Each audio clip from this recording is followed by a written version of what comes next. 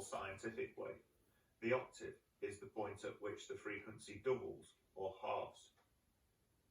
So if you were to take a fixed note or frequency as a reference note, an octave up from this would be double the frequency, and an octave down from this would be half the frequency.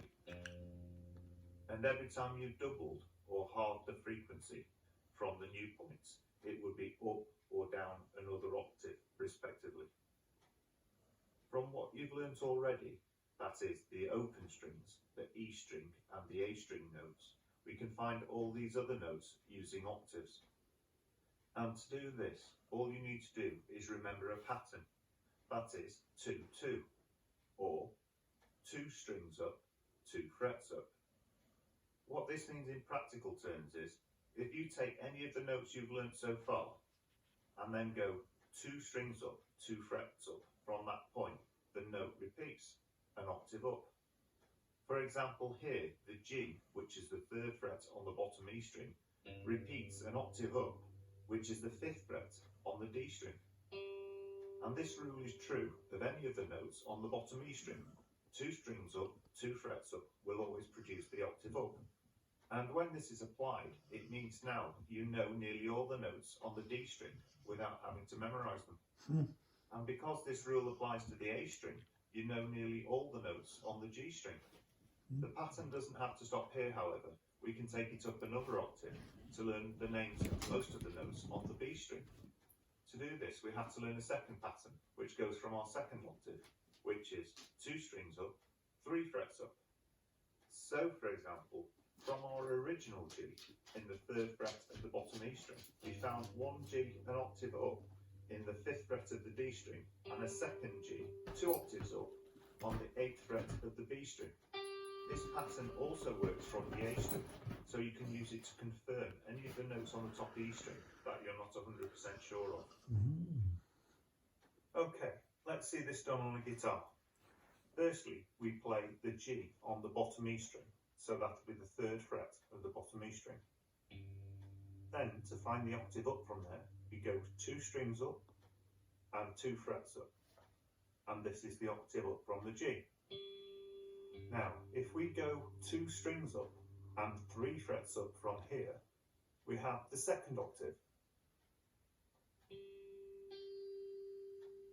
So, let's see that again a bit more quickly. The G, 2 strings, 2 frets, then 2 strings, 3 frets.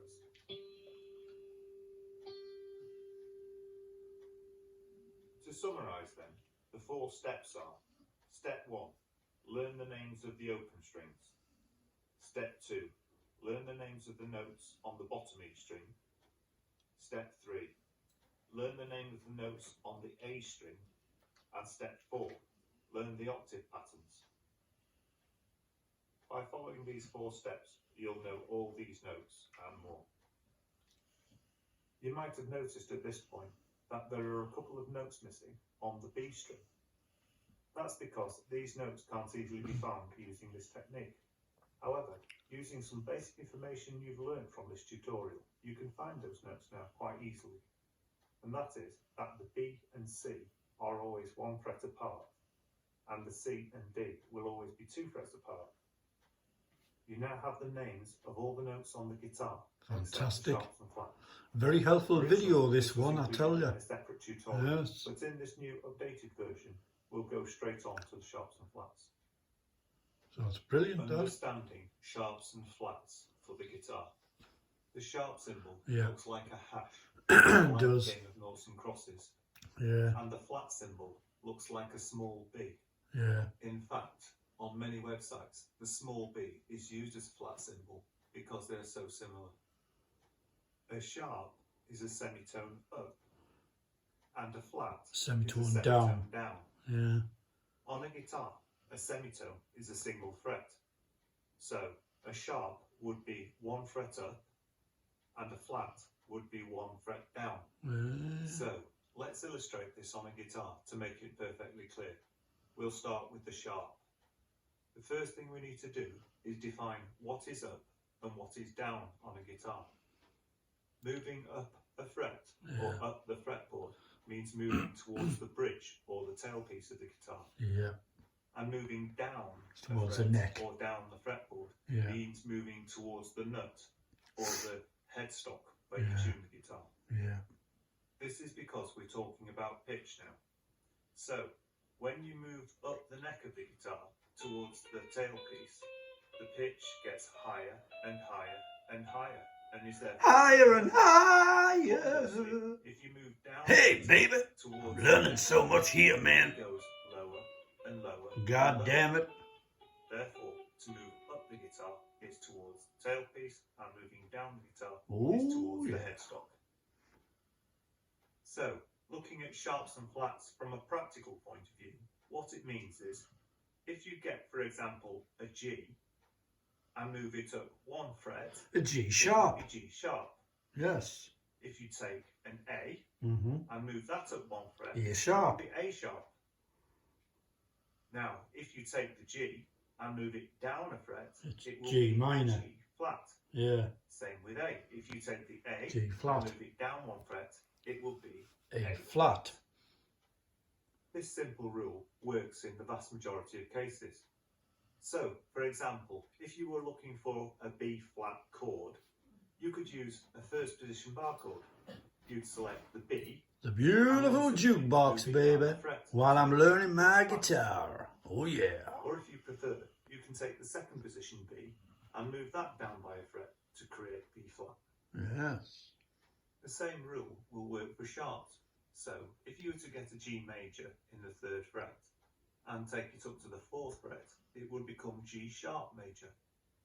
Also, if you were to take the A in the 5th fret and take that up to the 6th fret, or up a semitone, and that would be A sharp. And this rule doesn't stop with the majors and the minors. If you were to take, for example, F minor 7th in the 1st fret and take it up by a fret to the 2nd fret, it would be F sharp minor 7th. And this rule even applies to scales. Scales. So if you know the G major scale, which starts on the 3rd fret, if you play the same scale but starting on the 4th fret, The it G would sharp be major. G sharp major. Yes. Or It's if a you lot to the take same in, scale but and thankfully starting with this on the video 7th I'll be fret, able to go it back would to be it G flat and major. have a look and say, oh yes, that's Sharps that, flats and then that's are that. quite easy to And it's understand. fantastic to But have there are this. one or two I mean, small technology issues enables you we to call learn so problems. much better these For days. example, overlapping notes. You've got to videos like illustrate this, which is we'll take fantastic. the 2nd fret, which is the F sharp, but also the same note is G flat. Mm. If you take the F up by one fret, it becomes F sharp, and that is in the 2nd fret. However, if you take the G down one fret, it becomes G flat. This is also in the 2nd fret. This means you can have one note or one chord with two potential names, and that name would be decided by the key signature, but this is a lesson for a later date. Another place where questions arise is in the gap between E and F and B and C, because there is no blank fret. But again, this is a question to be answered in a later lesson. In conclusion then, the sharps and the flats fill in the spaces between the main notes on the fretboard, and this then gives you a far greater knowledge of the fretboard as a whole. Awesome. Thank you very much, sir. And if you like this tutorial,